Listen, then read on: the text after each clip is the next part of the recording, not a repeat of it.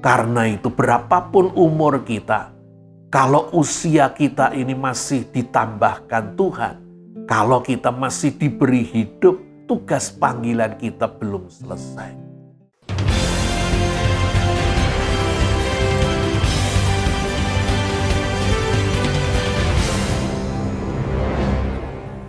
Shalom Bapak Ibu, Saudara-saudari.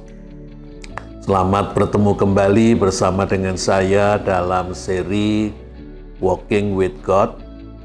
Kali ini saya mengajak Bapak Ibu, Saudara-saudari untuk mengikuti tokoh Ruth, tetapi sekaligus bersama dengan mertuanya Naomi dan Ruth. Jikalau Bapak Ibu belum subscribe, saya mengajak Bapak Ibu untuk subscribe.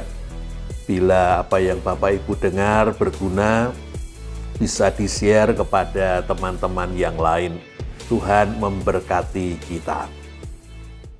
Mari kita awali dengan terlebih dahulu kita memohon pertolongan Roh Kudus di dalam doa.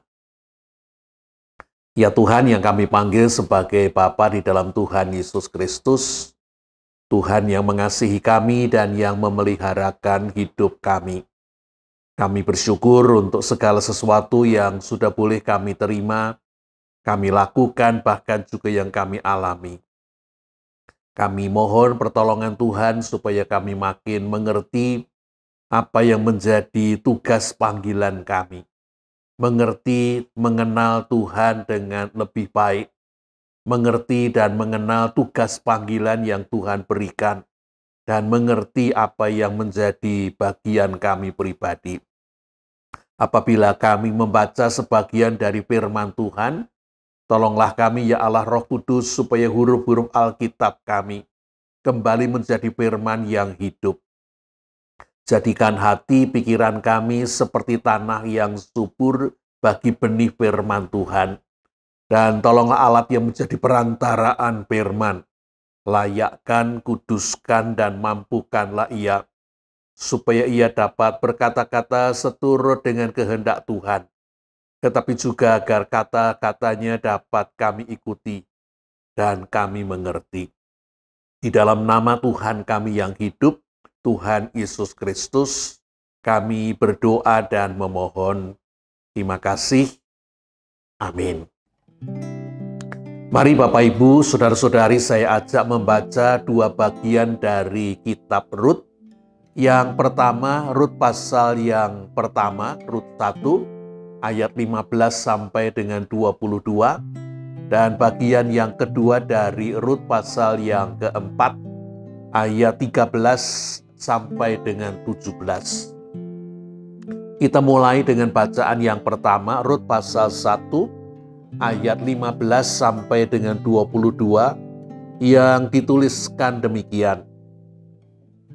Berkatalah Naomi, telah pulang iparmu kepada bangsanya dan kepada para allahnya. Pulanglah mengikuti iparmu itu. Tetapi kata Rut, janganlah desak aku meninggalkan engkau dan pulang dengan tidak mengikuti engkau. Sebab kemana engkau pergi, ke situ jugalah aku pergi, dan di mana engkau bermalam, di situ juga aku bermalam. Bangsamulah bangsaku, dan Allahmulah Allahku. Di mana engkau mati, aku pun mati di sana, dan di sanalah aku dikuburkan. Beginilah kiranya Tuhan menghukum aku, bahkan lebih lagi daripada itu. Jikalau sesuatu apapun memisahkan aku dari engkau, selain daripada maut. Ketika Naomi melihat bahwa Rut berkeras untuk ikut bersama-sama dengan dia, berhentilah ia berkata-kata kepadanya, dan berjalanlah keduanya sampai mereka tiba di Betlehem. Ketika mereka masuk ke Betlehem, gemparlah seluruh kota itu karena mereka. Dan perempuan-perempuan berkata, Naomi kah itu? Tetapi ia berkata kepada mereka, janganlah sebutkan aku Naomi, sebutkanlah aku Mara, sebab Yang Maha Kuasa telah melakukan banyak yang pahit kepadaku. Dengan tangan yang penuh aku pergi, tetapi dengan tangan yang kosong Tuhan memulangkan aku. Mengapakah kamu menyebut aku Naomi? Karena Tuhan telah naik saksi menentang aku, dan Yang Maha Kuasa telah mendatangkan malapetaka kepadaku. Demikianlah Naomi pulang bersama-sama dengan Rut, perempuan Moab itu menantunya, yang turut pulang dari daerah Moab. Dan sampailah mereka ke Betlehem pada permulaan musim menuai jelek. Mari kita gabungkan dengan Rut pasal yang keempat, ayat 13 sampai dengan ayat yang ke-17, yang dituliskan demikian. Lalu Boas mengambil Rut, dan perempuan itu menjadi istrinya, dan dihampirinyalah dia. Maka atas karunia Tuhan perempuan itu mengandung, lalu melahirkan seorang anak laki-laki. Sebab itu perempuan-perempuan berkata kepada Naomi, "Terpujilah Tuhan yang telah rela menolong engkau pada hari ini dengan seorang penebus. Termasyurlah kiranya nama anak itu di Israel, dan dialah yang akan menyegarkan jiwamu dan memelihara engkau pada waktu rambutmu telah putih. Sebab menantumu yang mengasihi engkau telah melahirkannya, perempuan yang lebih berharga bagimu dari 7 anak laki-laki." Dan Naomi mengambil anak itu serta meletakkannya pada pangkuannya, dan dialah yang mengasuhnya. Dan tetangga-tetangga perempuan memberi nama kepada anak itu, katanya, "Pada Naomi telah lahir seorang anak laki-laki." Lalu mereka menyebutkan namanya Obed. Dialah ayah Isai, ayah Daud. Bapak, Ibu, saudara-saudari yang dikasihi oleh Tuhan Yesus Kristus, diceritakan pada masa itu terjadilah peristiwa kelaparan yang melanda seluruh tanah Israel. Bahkan tempat di mana Naomi tinggal bersama dengan suaminya Elimelech, Betlehem, yang merupakan lumbung gandum, juga mengalami bencana kelaparan. Agaknya Tuhan menghukum bangsanya Israel dengan bencana kelaparan. Di tengah-tengah situasi Betlehem dan seluruh tanah Kanaan, Israel terkena bencana kelaparan sebagai hukuman Tuhan, Elimelech bersama dengan istri dan kedua anaknya meninggalkan Betlehem, dan mereka pindah ke tanah Moab. Lalu diceritakan di sana sesudah mereka tinggal di tanah Moab, Elimelech meninggal. Dan kemudian Naomi mengawinkan kedua anaknya, Kilion dan Mahlon, dengan perempuan Moab, Orpa dan Rut. Pernikahan kedua anak Naomi ini berlangsung sekitar 10 tahun. Kemudian meninggallah juga Kilion dan Mahlon, sehingga Naomi kemudian tinggal bersama dengan kedua menantunya, Orpa dan Rut. Sekian lama terdengarlah berita bahwa di tanah Kanaan Tuhan sudah memberikan berkat, kelaparan sudah terlewatkan, dan karena itu Naomi bermaksud untuk kembali ke Betlehem. Dan itulah bagian yang kita baca tadi. Naomi berkata kepada kedua menantunya supaya mereka pulang ke rumah keluarga masing-masing. Oleh karena andai kata Naomi menikah lagi dan punya anak, masakan mereka akan menunggu sampai anak itu besar untuk menjadi suami mereka. Orang Israel mengenal yang dinamakan kawin ipar. adik akan menikahi istri kakaknya bila kakaknya meninggal tanpa memiliki anak. Naomi menyuruh Orpa dan Rut kembali ke tempat keluarga mereka masing-masing, oleh karena sudah terlalu tua bagi Naomi untuk menikah. Lalu sesudah dibujuk sekian kali, akhirnya Orpa dengan menangis mencium Naomi dan kemudian meninggalkan Naomi kembali ke keluarganya. Itulah yang kita baca tadi. Kata Naomi kepada Rut, telah pulang iparmu kepada keluarganya, kepada bangsanya, dan kepada para allahnya. Tetapi Rut bersikeras untuk mengikuti Naomi. Dia bahkan kemudian mengatakan, di mana engkau tinggal, aku juga akan tinggal di sana. Di mana engkau mati, aku pun akan mati dan dikubur di sana. Bangsamulah bangsaku, dan Allahmulah Allahku. Beginilah Tuhan akan menghukum aku, bahkan lebih lagi, apabila ada sesuatu yang memisahkan aku daripada engkau, selain daripada maut. Ketika Naomi melihat bahwa Rut bersikeras untuk mengikuti dia, Naomi berhenti untuk membujuk, dan berangkatlah mereka meninggalkan tanah Moab menuju ke tanah Israel, menuju ke Bethlehem. Dan saat itu adalah permulaan musim menuai jelek. Bapak, Ibu, saudara-saudara yang dikasihi oleh Tuhan Yesus Kristus, kedatangan Naomi bersama dengan menantunya segera dikenali oleh perempuan-perempuan Bethlehem, para tetangga lama Naomi. Dan dengan cepat mereka bertanya, Naomi kah itu? Kata Naomi itu berarti cantik atau manis. Tetapi Naomi segera berkata, jangan sebut aku Naomi, jangan sebut aku manis, karena yang Maha Kuasa Tuhan telah melakukan hal yang pahit kepadaku. Dengan tangan penuh aku pergi, dan sekarang dengan tangan kosong Tuhan memulangkan aku. Mengapa engkau menyebut aku Naomi, manis? Bapak, Ibu, saudara-saudara yang dikasihi oleh Tuhan Yesus Kristus, Naomi mengatakan, Tuhan menentang aku, Tuhan mengosongi tanganku yang penuh. Benarkah demikian?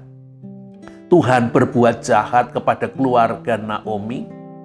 Mari kita lihat sekali lagi. Dikatakan ketika tanah Kanaan Israel mengalami bencana kelaparan akibat hukuman Tuhan, bahkan Bethlehem, mungkin kalau di tempat kita, di Jawa Tengah, Delanggu, Bethlehem, lumbung gandum, rumah roti, sampai mengalami kelaparan. Tuhan menghukum. Di tengah-tengah situasi seperti itu, Elimelech, yang berarti Allah adalah raja, Allah adalah rajaku.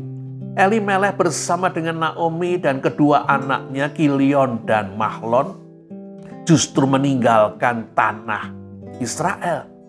Mereka pindah ke tempat di mana tidak mengalami kelaparan, walaupun itu adalah Moab.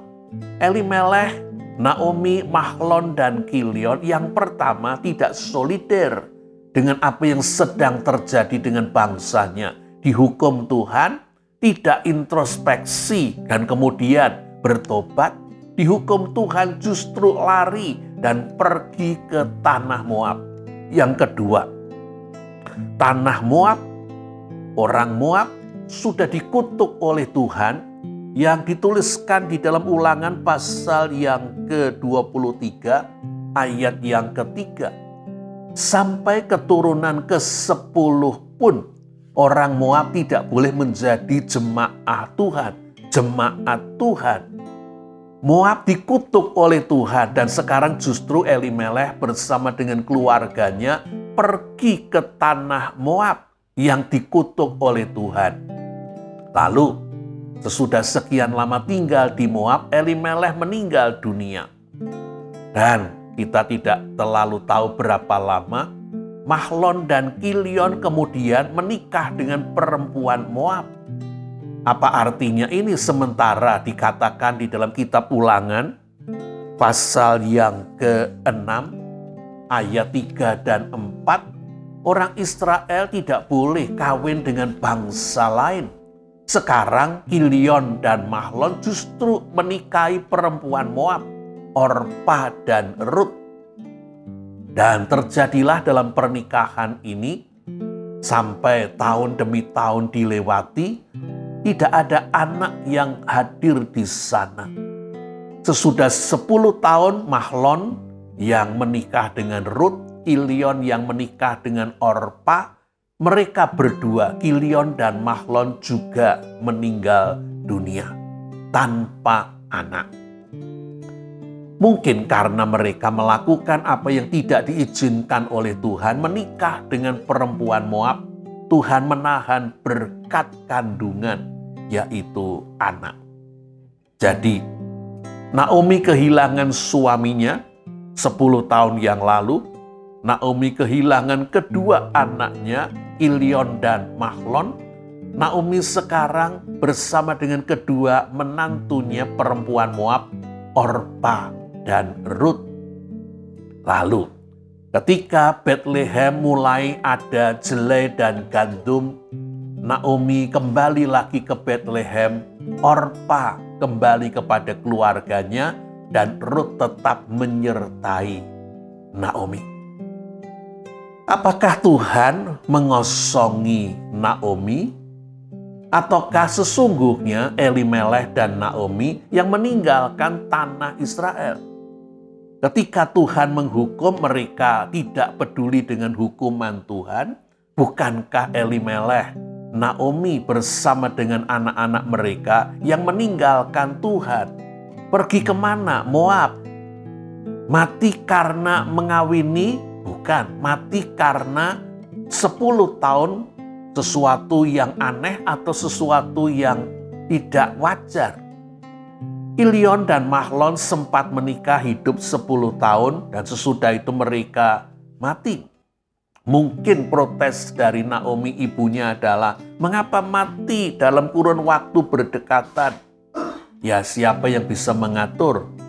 Hidup mati bukan urusan kita dan kita juga tidak pernah bisa memprediksi maupun mengerti. Tuhan tidak menentang Naomi.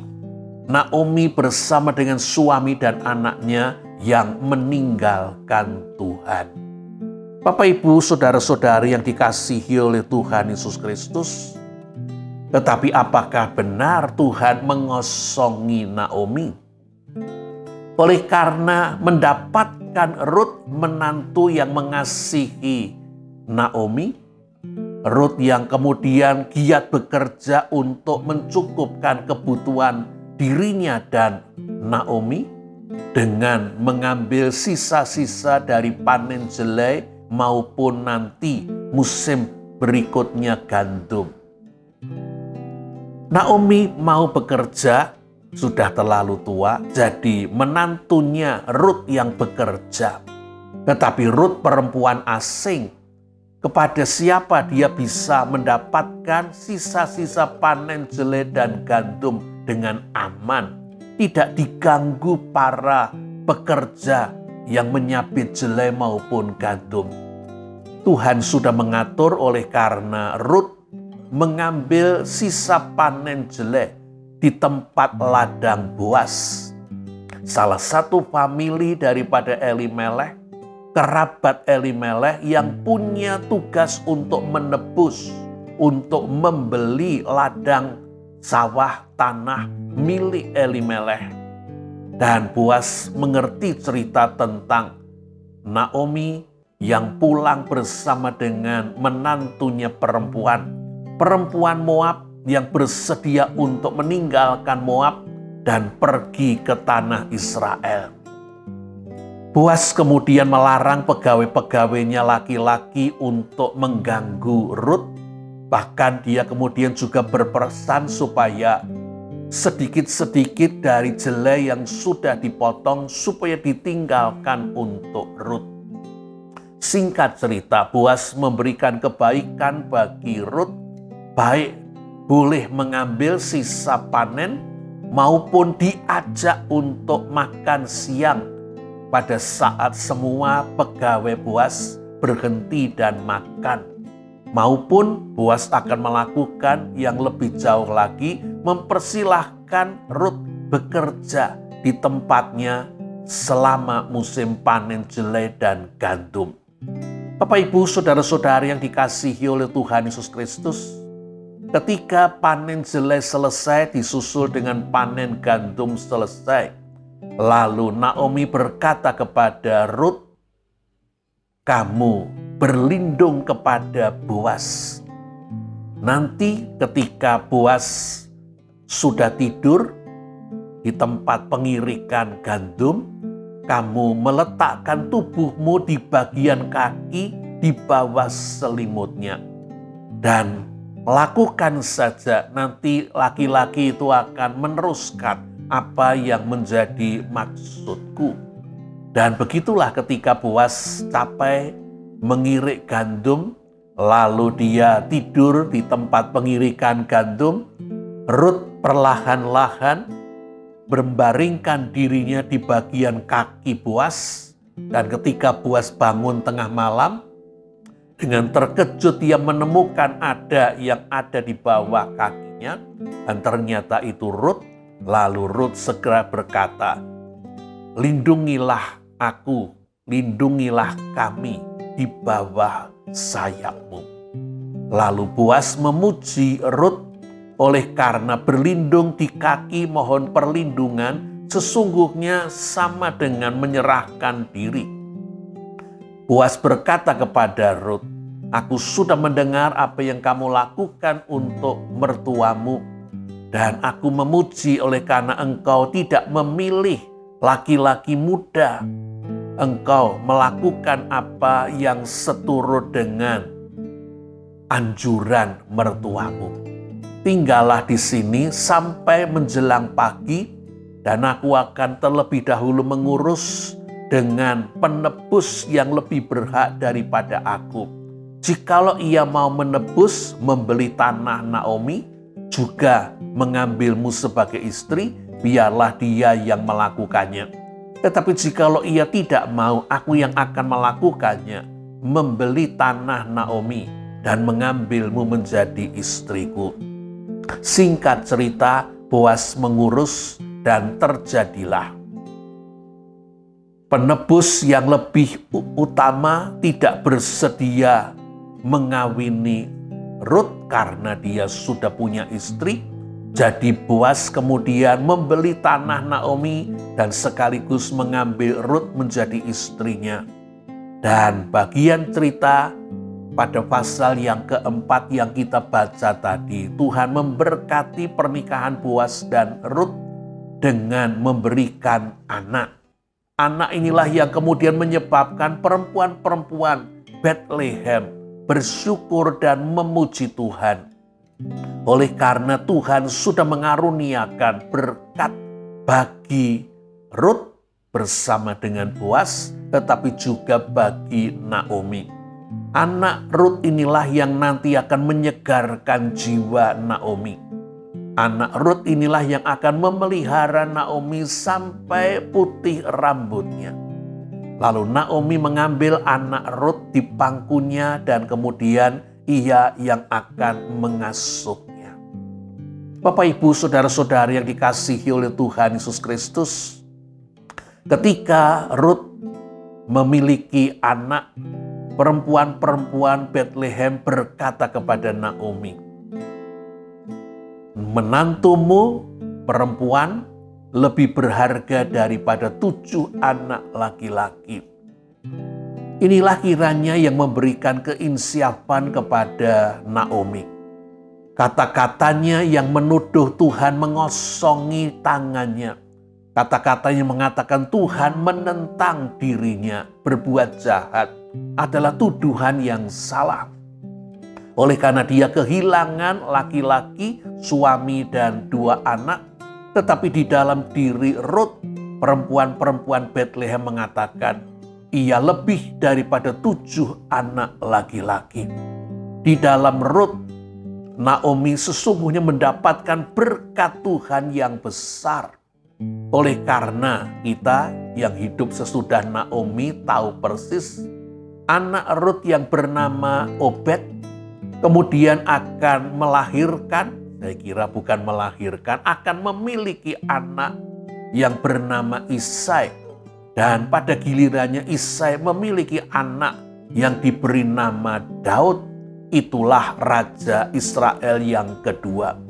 Jadi anak dari Boas dan Rut adalah kakek daripada Raja Daud.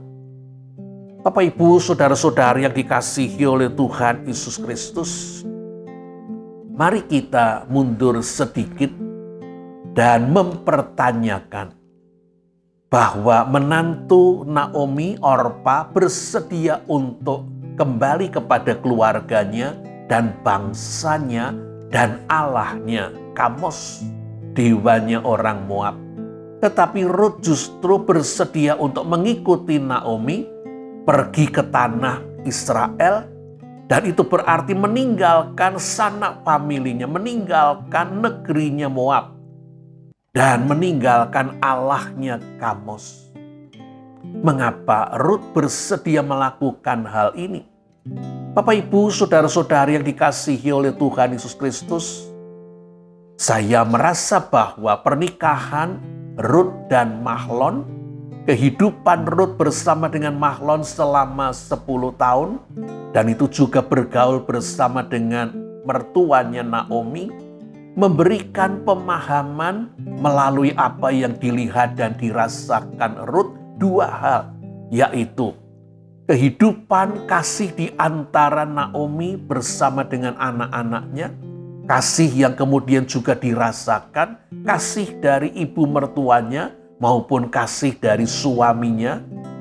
Dan yang kedua, Rut melihat bukan hanya kasih yang mengikat kehangatan keluarga mertuanya ini, tetapi juga iman yang nyata. Dan iman yang nyata inilah yang kemudian muncul, bersemi, menjadi imannya juga kepada Tuhannya mertuanya, Tuhannya suaminya. Karena itu ketika Rut berkeras untuk mengikuti Naomi, dia berkata kepada mertuanya, "Bangsamulah bangsaku, Allahmulah Allahku." Rut sudah mengakui Allahnya Naomi adalah Allahnya. Lalu dia berkata, "Beginilah Tuhan menghukum aku." Tuhan yang dipakai di sana adalah nama diri Allah Israel, Yahweh. "Beginilah kiranya Tuhan menghukum aku jikalau ada sesuatu selain maut memisahkan aku daripada engkau." Rut sudah memanggil Tuhan sebagai saksi. Kehidupan Rut bersama dengan suaminya, bersama dengan mertuanya, memberikan kepadanya pengenalan akan iman dan menyebabkan dia memiliki iman. Dan itulah yang kemudian menyebabkan Rut menjadi seperti Abraham dan menjadi seperti Ribkah, yang dikatakan Abraham meninggalkan rumah bapaknya, meninggalkan sanak familinya, meninggalkan negerinya. Demikian juga terjadi dengan Rut ini. Rut bergabung menjadi pengikut penyembah Allah Israel, Yahweh. Rut bergabung bersama dengan Naomi dan juga sampai ke Bethlehem, menggabungkan diri dengan bangsa Israel. Rut memiliki iman, dan inilah yang menyebabkan kita kembali kepada awal percakapan saya. Seorang Moab sampai keturunan yang ke-10 pun tidak boleh menjadi jemaah Tuhan. Lalu bagaimana dengan Rut? Apakah Rut termasuk keturunan generasi yang ke-11 atau ke-12 atau selebihnya? Ataukah sesungguhnya jikalau diurutkan dari zaman Musa yang memberikan hukum Taurat, kitab Ulangan, Rut termasuk dalam 10 keturunan yang sesungguhnya tidak boleh menjadi umatnya Tuhan. Apa yang menyebabkan Rut kemudian dapat bergabung bersama dengan umat Tuhan? Bahkan kita mengerti melalui pernikahannya dengan Boas, Rut juga menjadi penerus berkat dari Abraham tentang lahirnya Mesias sampai kepada kelahiran Tuhan Yesus Kristus. Bapak, Ibu, saudara-saudari yang dikasihi oleh Tuhan Yesus Kristus, kita menemukan tulisan Rasul Paulus yang menegaskan tentang keturunan Abraham sesungguhnya yang dimaksudkan oleh Tuhan bukan keturunan secara darah. Keturunan Abraham yang diinginkan Tuhan adalah keturunan secara iman. Dan kita sudah melihat dalam dua bagian yang sudah saya ulang bahwa Rut sudah percaya kepada Allah Israel, Allahmu lah Allahku.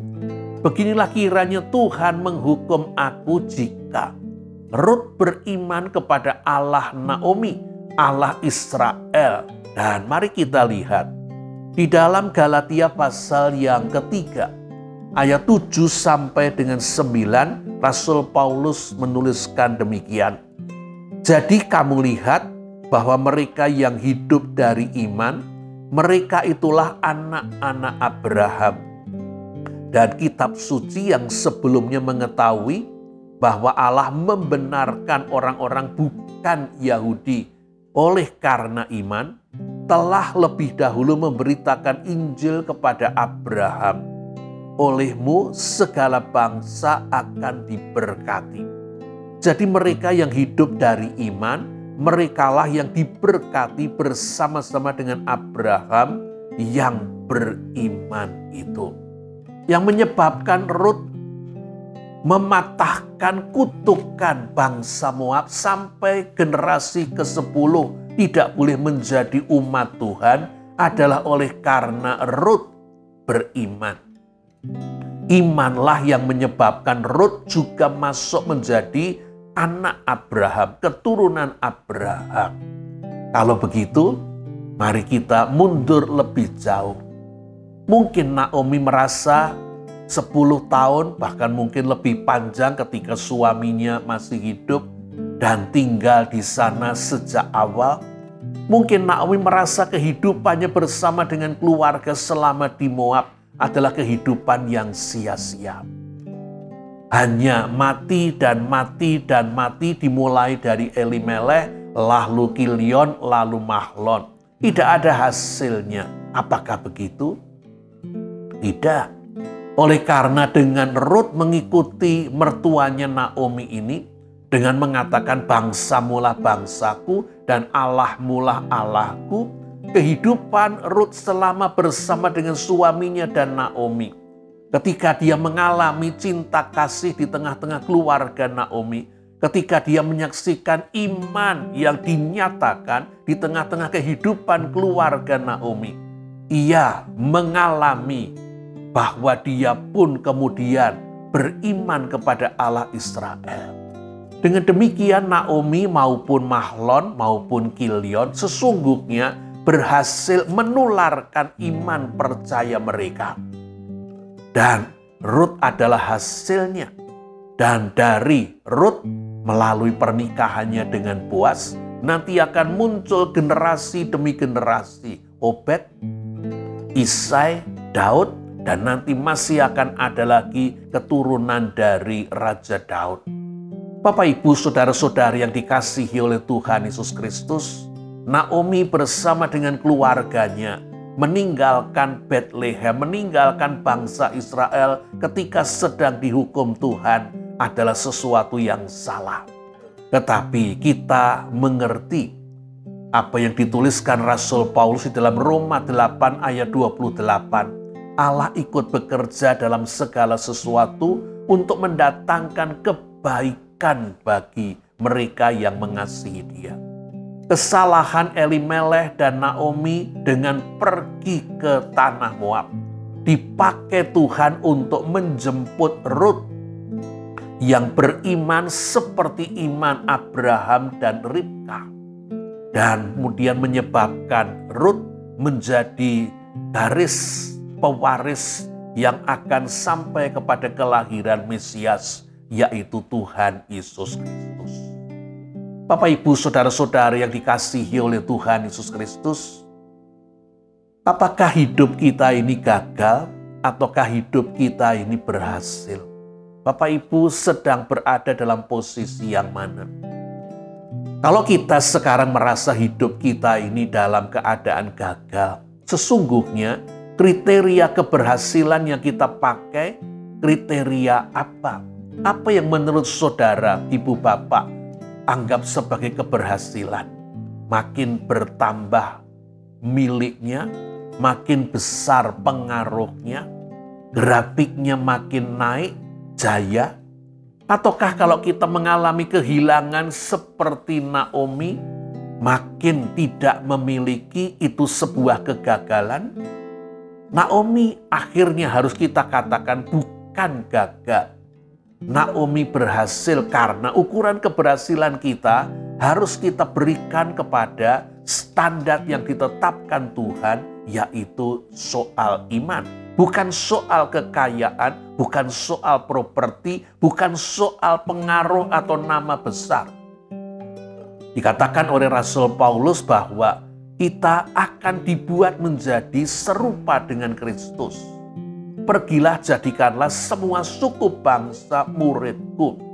Tugas utama yang membuat kita dikatakan berhasil atau gagal adalah beriman sampai akhir kehidupan kita dan menularkan iman kita sehingga ada orang beriman karena hidup kita. Dan Rut berhasil. Apakah Bapak, Ibu, saudara-saudari juga berhasil? Ataukah kita mementingkan semua hal yang lain yang dipentingkan banyak orang, tetapi soal meneruskan iman justru kita abaikan dan kita anggap tidak penting? Karena itu mungkin justru kita sukses secara ekonomi, properti kita banyak, tetapi orang mencibir oleh karena kelakuan kita bukan lurus dan bukan tulus. Padahal kita menyandang nama Kristen. Bapak, Ibu, saudara-saudara yang dikasihi oleh Tuhan Yesus Kristus, Naomi merasa kosong, Naomi merasa payah, merasa gagal, semplah, patah arang. Pulang dari Moab seperti tentara yang kalah perang. Tetapi Tuhan menghiburkannya dengan Rut, menghiburkannya dengan apa yang terjadi melalui kehidupan Rut, melalui pernikahan Rut, melalui anak Rut. Naomi hidup kembali. Naomi matanya berbinar lagi. Naomi bersemangat. Naomi merasa hidup ini masih layak untuk diperjuangkan, diisi, dihargai, dan dimaknai.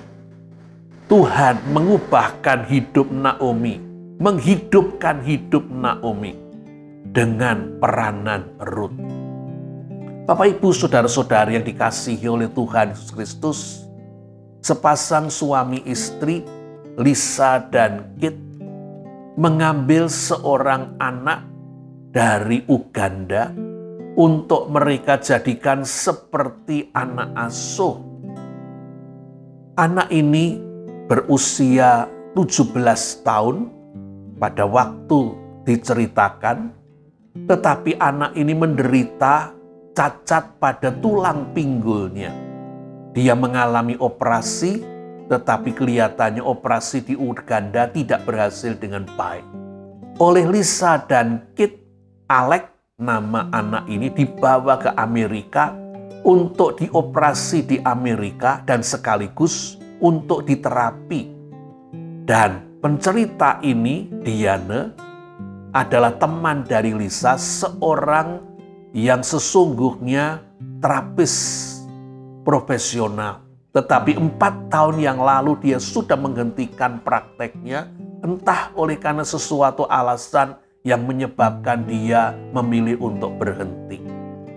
Lisa minta tolong supaya Diana ini bersedia untuk melakukan latihan bagi Alex. Dan dengan ragu-ragu Diana menyanggupi. Alex berusia 17 tahun tetapi perawakannya dan penampilannya seperti anak 14 tahun karena kekurangan gizi. Apalagi dengan kondisi kelemahan kakinya sehingga dia harus memakai krek.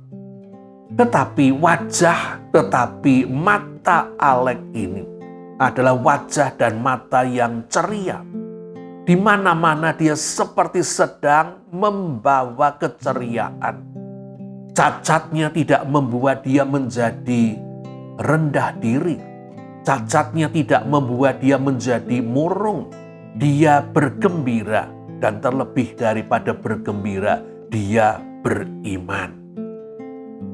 Ketika sudah sampai di Amerika dan dibawa ke dokter spesialis tulang, difoto, di ronsen, hasilnya mengecewakan oleh karena dokter kemudian berkata, maaf, tidak ada tulang untuk bisa menempelkan tulang pinggul yang baru. Sehingga saya tidak bisa melakukan penggantian tulang pinggulmu. Kalau andai kata ada bagian di mana saya bisa menempelkan, saya bersedia untuk melakukannya. Untuk itulah Alex datang dari Uganda ke Amerika untuk melakukan operasi penggantian tulang pinggul. Dan ternyata gagal. Alex pun menjadi diam oleh karena fakta ini.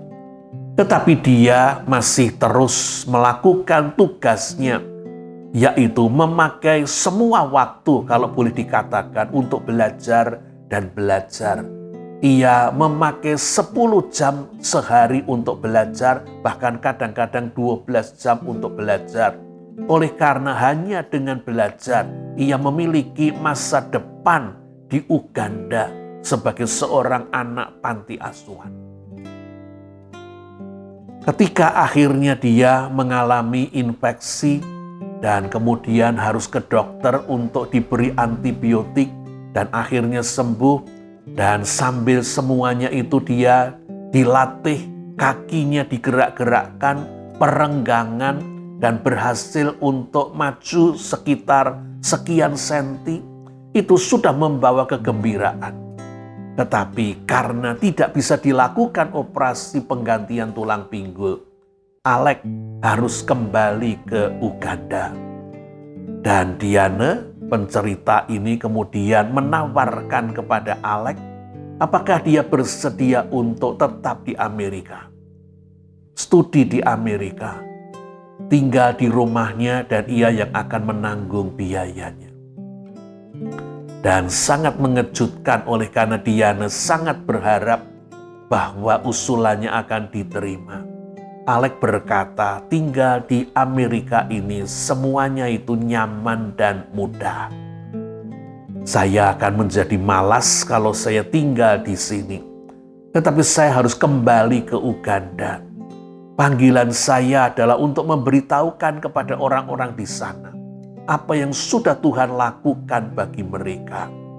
Maaf, Bibi Diana, saya harus kembali ke Uganda. Mungkin Bibi suatu saat bisa menengok saya ke sana.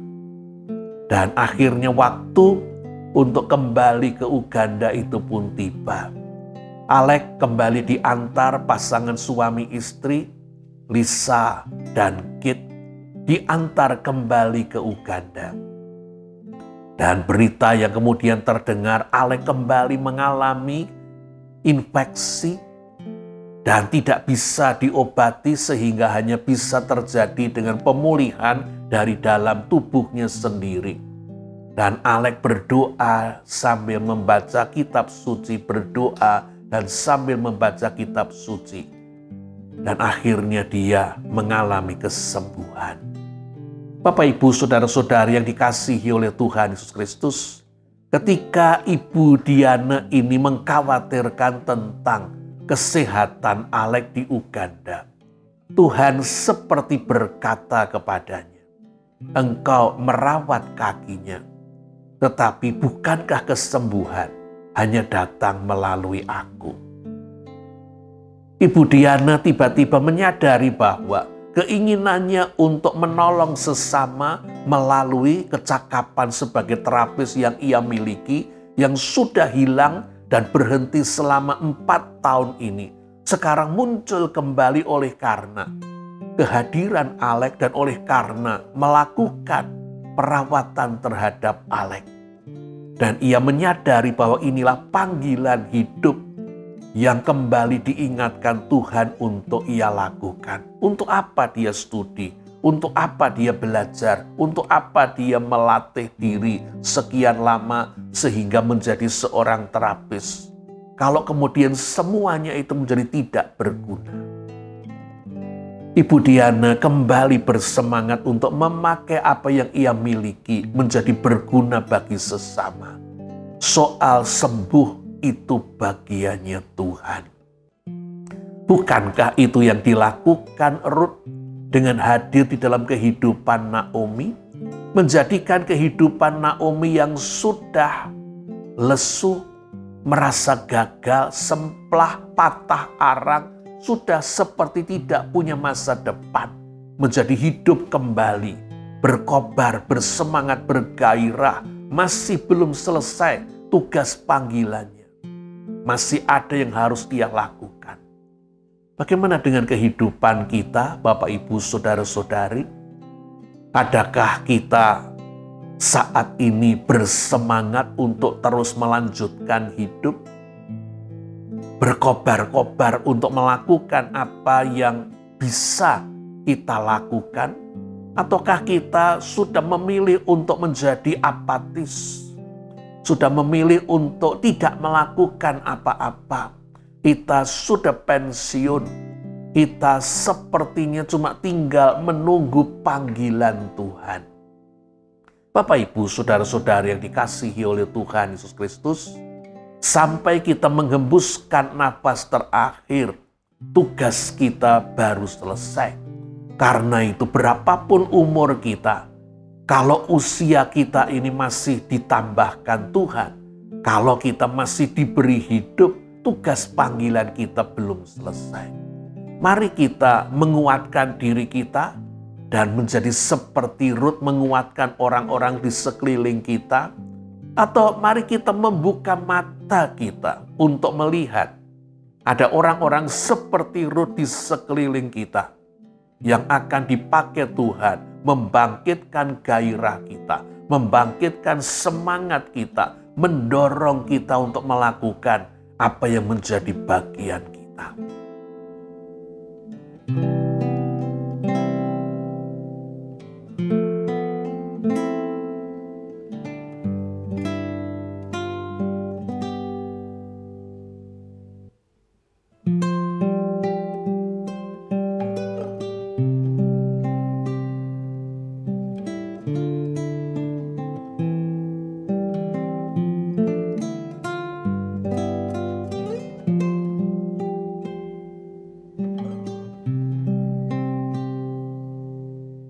Kiranya Tuhan menolong ibu bapak saudara-saudari untuk tetap seperti Ruth yang bersemangat dan untuk tetap menjadi seperti Naomi yang tidak membiarkan kelemahannya makin membuat hidupnya makin berhenti, tetapi bangkit dan melakukan apa yang mesti ia lakukan bagi Tuhan dan bagi orang-orang di sekelilingnya. Tuhan memberkati Bapak, Ibu, Saudara-saudari.